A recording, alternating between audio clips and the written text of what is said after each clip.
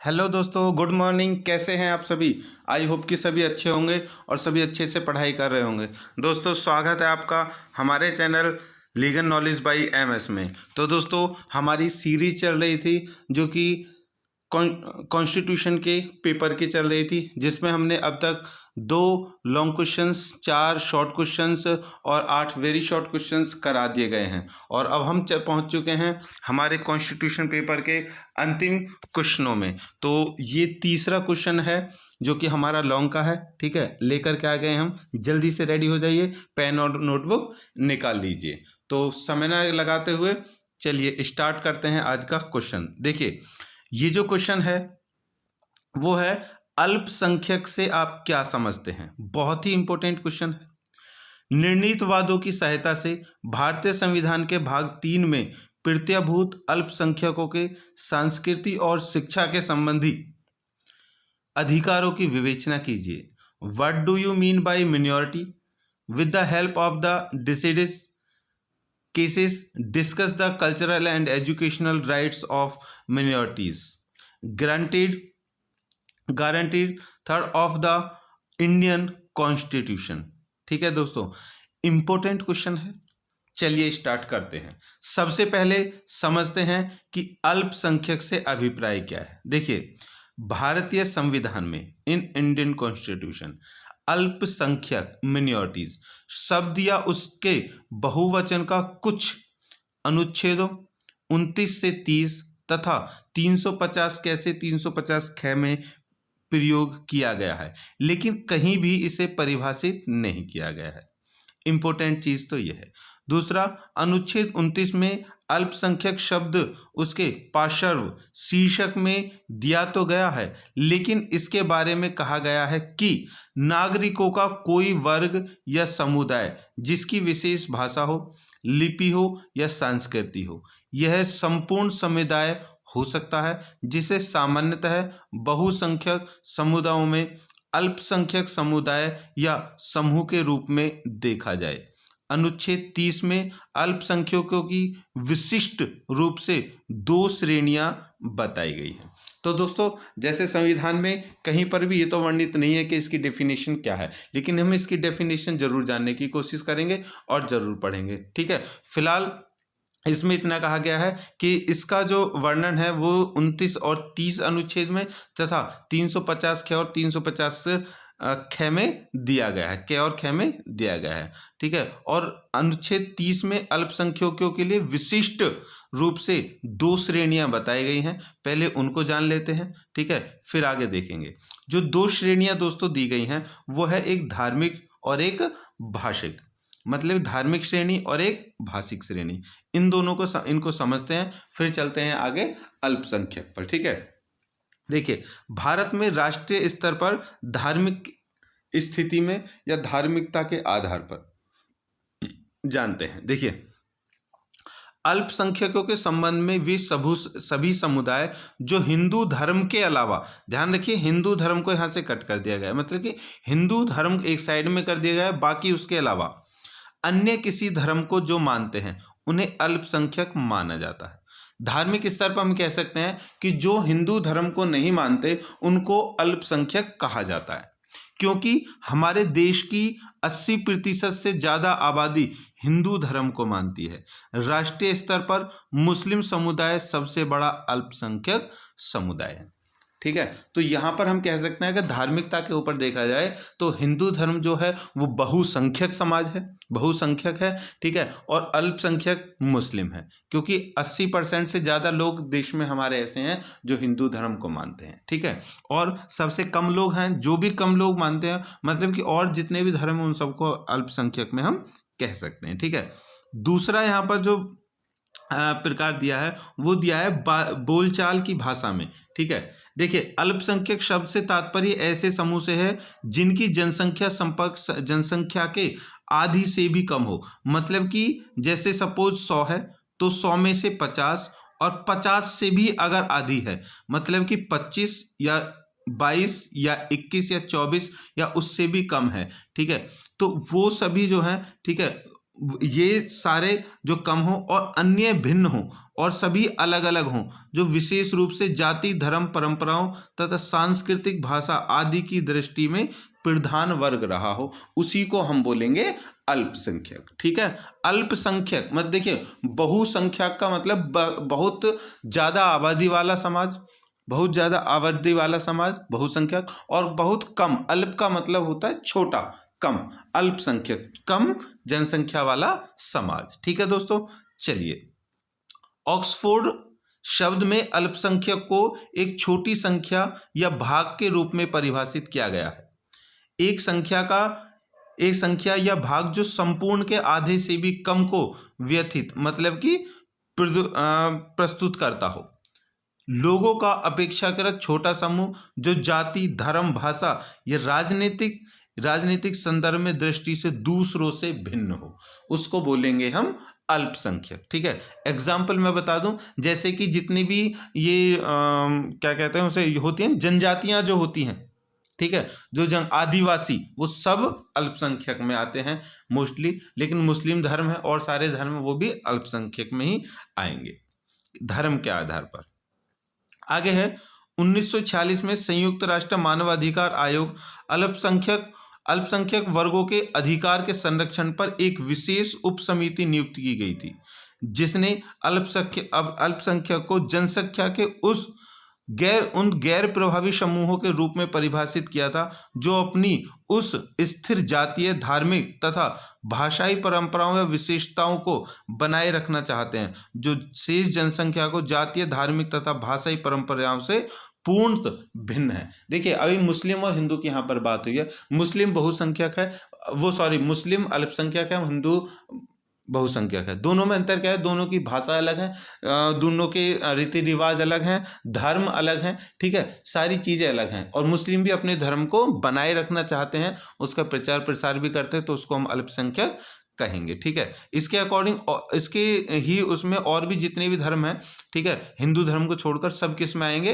अल्पसंख्यक में आएंगे। और कुछ जातियां भी हैं, ठीक है, आदिवासी लोगों की जो वो होती हैं, वर्ग होते हैं, आदिवासी लोगों की जनजातियां होती हैं, वो सब अल्पसंख्यक में आएंगे। ठीक है दोस्तों, चलिए, राष्ट्रीय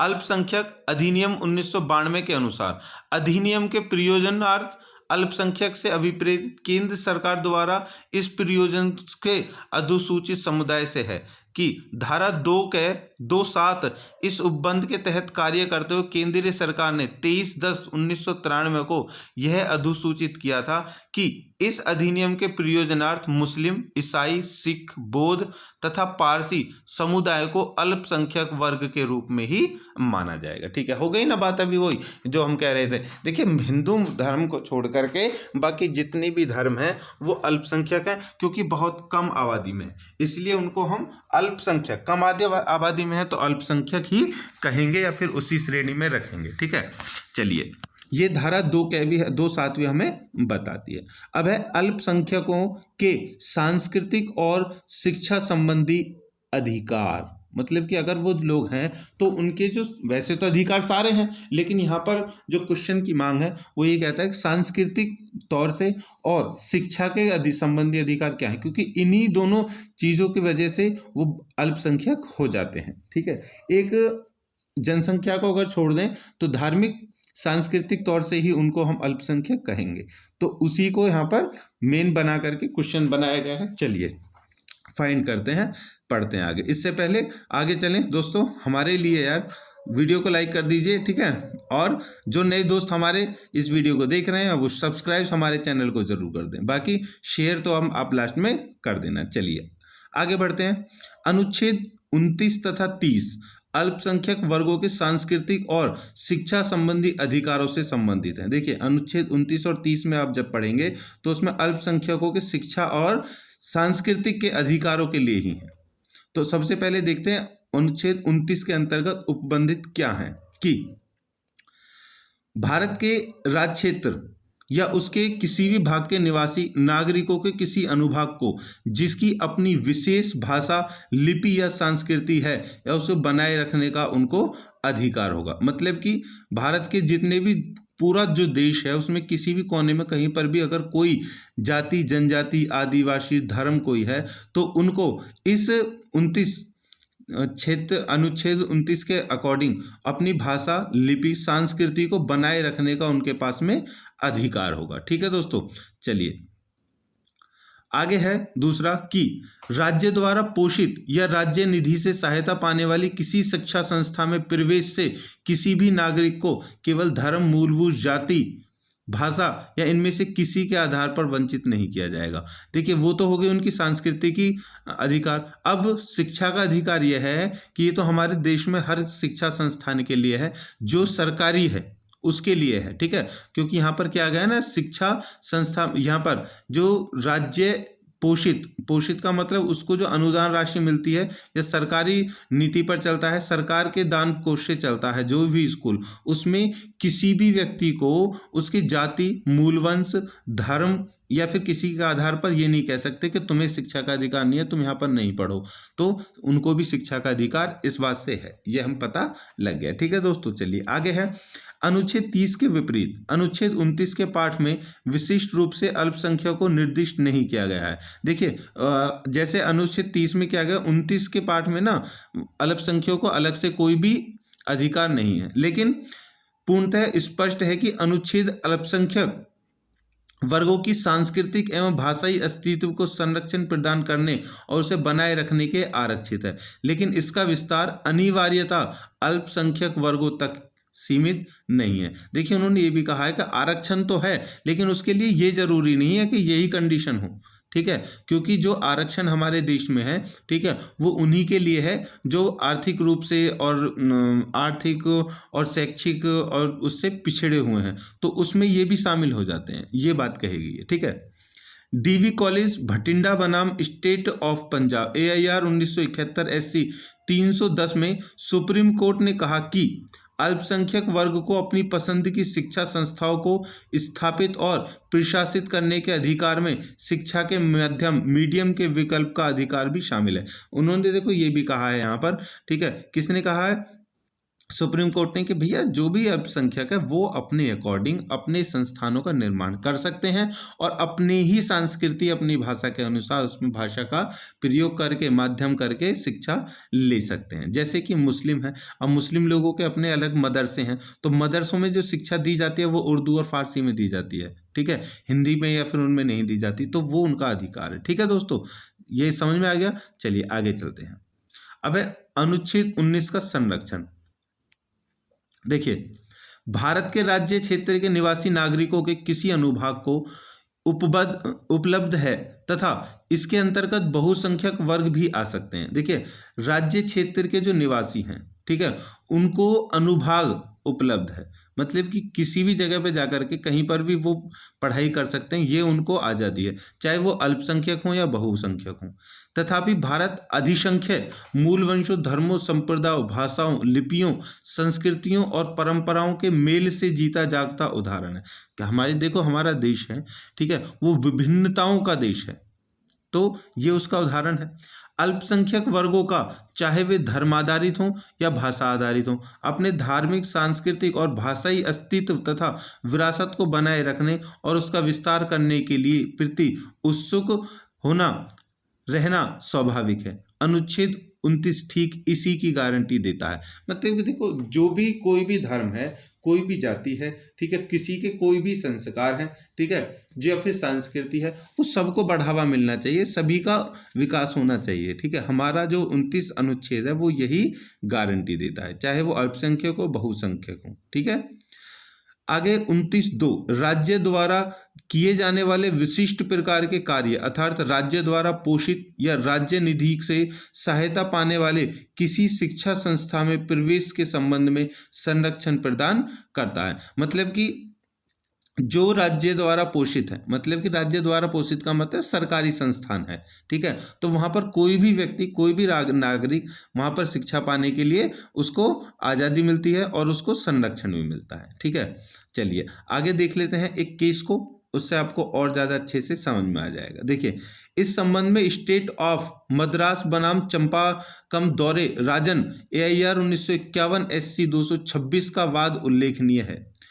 प्रस्तुत में बाद में एक सरकारी आदेश के अनुसार राज्य के मेडिकल तथा इंजीनियर कॉलेज में प्रवेश के लिए प्रत्येक समुदाय के लोगों के लिए प्रतिशत निश्चित किया गया, परंतु फलस्वरूप पिटिशनर जो कि ब्राह्मण समुदाय का छात्र था प्रवेश न पा सका। आदेश की वैधानिकता को चुनौती दिए जाने पर यह निर्णय दिया गया कि यदि किसी व्यक्ति को आवश्यक शिक्षा संबंधी योग्यता होने पर भी उसे केवल धर्म या जाति के आधार पर प्रवेश पाने से रोक दिया जाता है तो वहां पर अनुच्छेद 29(2) के अंतर्गत उसके मौलिक अधिकारों का स्पष्ट रूप से उल्लंघन होता है। इस निर्णय से उत्पन्न कठिनाई को दूर करने के लिए संविधान में संशोधन किया गया और अनुच्छेद 15 के बाद एक नया खंड 4 जोड़कर राज्य को सामाजिक और शैक्षिक दृष्टि से पिछड़े वर्गों के लिए विशेष उपबंध करने की शक्ति प्रदान की गई। देखिए यहाँ पर क्या था, कंडीशन क्या थी कि एक ब्राह्मण समुदाय का बच्चा एक कॉलेज में जाता है, ठीक है। अब कॉलेज में जाकर के जो सीटें थी वो फुल हो गई, ठीक है, सीटें थी वो फुल हो गई, लेकिन अब उसमें जो और लोग थे और जातिवाद थे और जो जाति के लोग थे उन सब की जो सीटें हो गई फुल। अब वहाँ पे क्या हुआ कि उस लड़के को, ठीक है, क्या नहीं दिया गया, उस लड़के को एडमिशन नहीं दिया गया, बोल दिया गया देखो और जाति की सीटें रह गई, तुम्हारी जाति की तो फुल हो गई, अब वहाँ पर नहीं हो सकता। तो उसने न्याय कोर्ट में गया, तो कोर्ट ने एक उपबंध जारी किया 4। उसने कहा कि सामाजिक और शैक्षिक दृष्टि से पिछड़े वर्गों के लिए भी ये होना है। भाई उसको तो एडमिशन चलो मिल गया, उसके बाद में ये कहा वो तो ब्राह्मण समुदाय का था, वो तो पिछड़े वर्ग में नहीं था। अब ये जब उसकी एक अकेले की ये कहानी थी उच्च वर्ग की, तो अब उसके साथ में पिछड़े वर्ग के भी बहुत सारे लोग आ गए कि हमारी भी योग्यता थी पूरी, हमें भी एडमिशन चाहिए, हमें भी चाहिए। तो उसने ये कहा कि जितने भी लोग हैं किसी को भी उसकी जाति या फिर उसके धर्म के अकॉर्डिंग उसको नहीं रोका जाएगा, अगर वो उस सीट के लिए कैपेबल है तो उसको एडमिशन दिया जाएगा, ठीक है। बाकी जो सीट बच जाएंगी बाकी लोगों का तब सोचा जाएगा, ठीक है। ये उपबंध जोड़ दिया गया। आगे चलते हैं। अनुच्छेद 30 के अंतर्गत उपबंधित है कि अनुच्छेद 30 के अंतर्गत अल्पसंख्यक विशिष्ट उपबंध किया गया है जो शिक्षा संस्थाओं की स्थापना और प्रशासन करने के संबंध में अल्पसंख्यक वर्गों के अधिकार को संरक्षण प्रदान करता है। इसके अंतर्गत उपबंधित है कि धर्म या भाषा पर आधारित सभी अल्पसंख्यक वर्गों को अपनी रुचि की शिक्षा संस्थाओं की स्थापना और प्रशासन का अधिकार होगा। इसमें कहा गया है कि जितने भी मिनॉरिटीज़ हैं, ठीक है, उन सबको अपने अकॉर्डिंग जैसा वो चाहते अपनी भाषा अपनी संस्कृति के अनुसार शिक्षा संस्थानों की स्थापना कर सकते हैं, बना सकते हैं।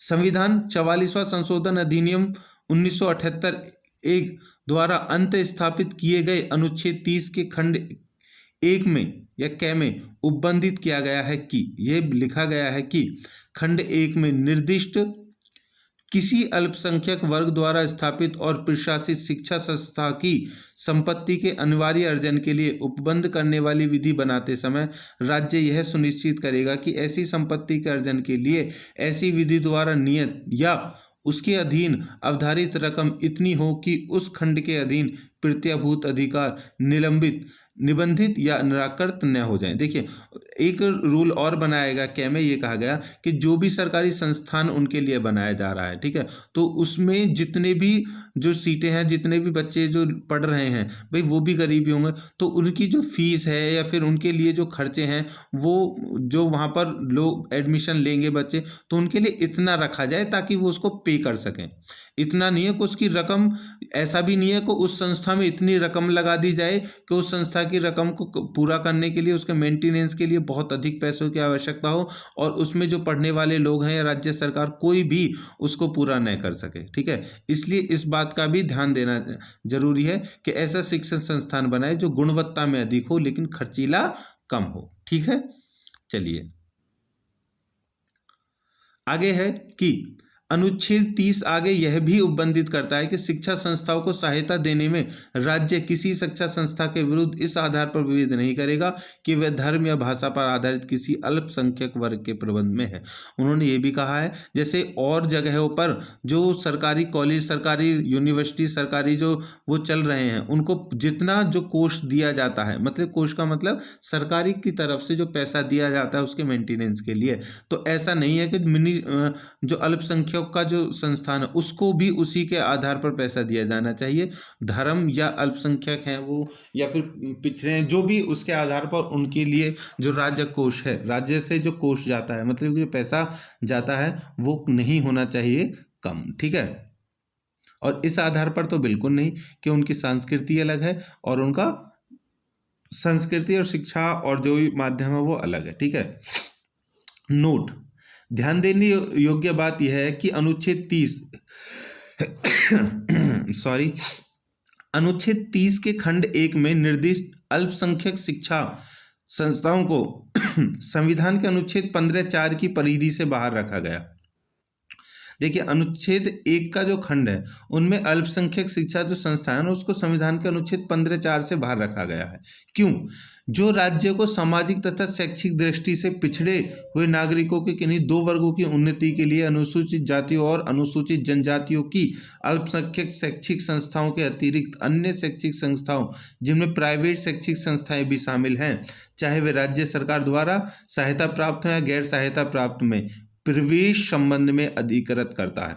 उसमें ये कहता है कि इस चीज को वहां से अलग रखा गया है। संस्था कोई भी हो, जो सरकारी है या प्राइवेट है, कोई भी है, भैया कोई भी व्यक्ति जिसको उसको भारत का नागरिक है उसको शिक्षा का अधिकार है और कहीं भी जाकर किसी में भी सरकारी हो या गैर सरकारी हो प्रवेश पाने में अधिकृत होगा, मतलब कि अधिकार होगा उसको। इसका मतलब अल्पसंख्यक कोई भी है, किसी भी कॉलेज में वो अगर उसकी कैपेबल उसकी क्षमताएं हैं तो वो उसमें एडमिशन ले सकता है। अनुच्छेद 29 को एक साथ सामान्य शीर्षक सांस्कृतिक और शिक्षा संबंधी अधिकार क्या है? देखिए, इसके अंतर्गत सामूहित किया गया है। ये दोनों अनुच्छेद अल्पसंख्यकों को संबंधित 4 विशेष अधिकार प्रदत्त करते हैं। इनके अंतर्गत निम्नलिखित अधिकार शामिल है, मतलब कि एक साथ जहाँ पर संस्कृति और शिक्षा दोनों एक साथ हैं, वो क्या अधिकार है जहाँ पर दोनों एक चीज एक साथ चलती हैं। उसके लिए नीचे बताए गए हैं, उनको देखते हैं। देखिए, नागरिकों के किसी को भी अपनी भाषा, लिपि, संस्कृति बनाए रखने का अधिकार है। मतलब कि कोई भी अल्पसंख्यक को, कोई समूह हो, उसको अपनी भाषा, मातृ जो भाषा होती है, लिपि और संस्कृति, तीनों को बनाए रखने का, संजोने का अधिकार है। दूसरा है सभी धार्मिक और भाषाई अल्पसंख्यक वर्गों को अपनी रुचि की शिक्षा संस्थाओं में स्थापना और प्रशासन का अधिकार होगा। मतलब कि जो भी अल्पसंख्यक हैं उनकी जो रुचि है उसी के अनुसार शिक्षा संस्थाओं को बनाना और प्रशासन द्वारा उनको अधिकार भी होगा। गैर शिक्षा संस्थाओं को राज्य द्वारा सहायता देने के मामले में राज्य द्वारा विभेद के विरुद्ध इस आधार पर विभेद की धर्म या भाषा पर आधारित किसी अल्पसंख्यक के वर्ग के प्रबंधक का अधिकार होगा। देखिए, कोई भी शिक्षा संस्थान है उसे सहायता देने के मामले में, ठीक है, अगर राज्य विभेद करता है तो उसके विरुद्ध भी उनके पास ये अधिकार होगा कि उसके विरुद्ध भी वो कुछ ना कुछ एक्शन ले सके।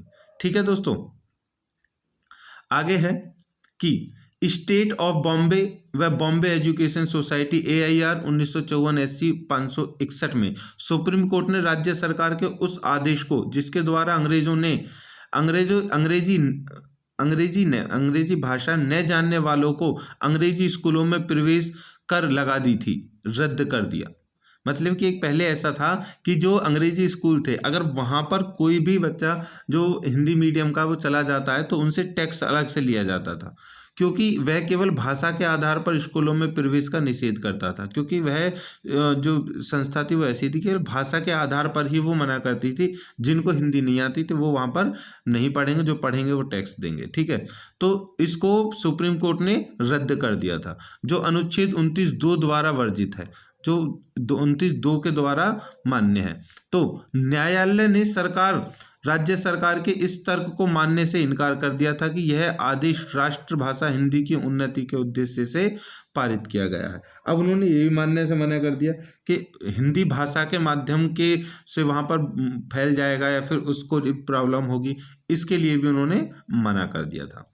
अब है शिक्षा संस्थाओं का अधिकार, थोड़ा सा और पढ़ लेते हैं। शिक्षा संस्थाओं का अधिकार क्या है? देखिए, किस तरह से शिक्षा संस्थान, अभी पढ़ लिए हैं, थोड़ा सा और जान लेते हैं। देखिए, राज्य द्वारा पोषित, राज्य द्वारा पोषित का मतलब है जिसको अनुदान राशि राज्य देता है, जिस संस्था को। राज्य द्वारा सहायता प्राप्त शिक्षा संस्थान प्रवेश से वंचित किए जाने के विरुद्ध नागरिक का अधिकार, मतलब कि किसी भी नागरिक का अधिकार है कि जो सरकारी स्कूल है उसमें कोई भी एडमिशन ले सकता है, बशर्ते उसके लिए उसके अंदर क्या होनी चाहिए, एलिजिबिलिटी होनी चाहिए। अनुच्छेद 29 विशेषतः उसके खंड 1 में साधारण रूप से यह बात कही गई है, जबकि अनुच्छेद 30 शिक्षा संस्थाओं की स्थापना और प्रशासन करने के अल्पसंख्यक वर्गों के अधिकार पर केंद्रित है। इस तथ्य के बावजूद कि शिक्षा संस्थाओं की स्थापना और प्रशासन करने के अल्पसंख्यक वर्गों के अधिकार को अनुच्छेद 19 के 6 का संरक्षण प्राप्त होगा। ठीक है, मतलब कि जो स्थापना है वो अपने शिक्षा संस्थाएं जो कि जो स्थापना करेंगे, जो बनाएंगे, जो अल्पसंख्यक वर्गों के जो अधिकार हैं उनके आधार पर केंद्रित होंगे, और उनको प्रशासन भी क्या करेगा, उनको जो सरकार है वो भी उनको सहायता करेगी। देखिए, सुप्रीम कोर्ट ने सिद्धूराज भाई बनाम गुजरात राज्य AIR 1974 SC 1989 में यह निर्णय दिया कि राज्य अल्पसंख्यक वर्ग द्वारा स्थापित की गई संस्थाओं का प्रतिबंध अपने हम में इसलिए नहीं ले सकता कि वह राज्य के नीति निदेशक तत्वों के आधार पर अनुच्छेद 11, 45 व 46 के अनुक्रम में अनिवार्य शिक्षा प्रदान करना चाहता है। अनुच्छेद 30 के द्वारा अधिकार पूर्ण शब्दों में घोषित किया गया एक मूल अधिकार है। इसे अनुच्छेद 19 में दी गई स्वतंत्रताओं की भांति कसंगत प्रतिबंधों के अधीन नहीं रखा जा सकता। ठीक है, देखिए, इसमें कहा गया था कि राज्य अल्पसंख्यक वर्ग द्वारा, अगर अल्पसंख्यक वर्ग ने कोई भी संस्था का प्रबंध अपने आप से किया है, ठीक है, तो हम इसलिए उसे अपने अंतर्गत नहीं ले सकते, क्योंकि वो ये कहकर नहीं ले सकते कि वो नीति के निर्देशक तत्वों के आधार पर है। ठीक है, ऐसा नहीं कर सकते हम, क्योंकि ये उनका मूल अधिकार है।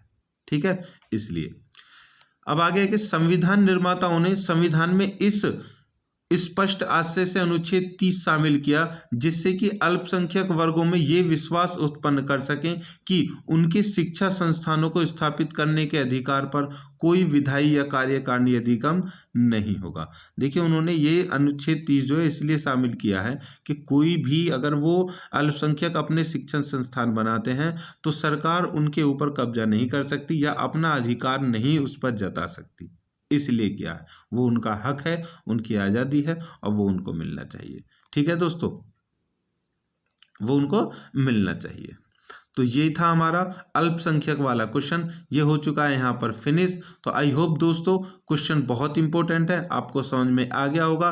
तो समझ में आ गया हो तो लाइक कर दीजिए हमें, ठीक है, और हमारे चैनल को कर लीजिए सब्सक्राइब, जो भी नए दोस्त देख रहे हैं, और जो हमारे उस पढ़ाने से खुश हैं वो हमें कमेंट करके ज़रूर बता दीजिए हमारी गलतियों को, या फिर हमारे जो मेहनत कर रहे हैं उसके लिए फीडबैक हमें ज़रूर दें। आपका फीडबैक हमारे लिए बहुत बहुमूल्य होगा, और हमारे वीडियो को शेयर कर दें। ठीक है, मिलते हैं नेक्स्ट वीडियो के साथ में। ठीक है, तब तक के लिए बाय बाय, टाटा।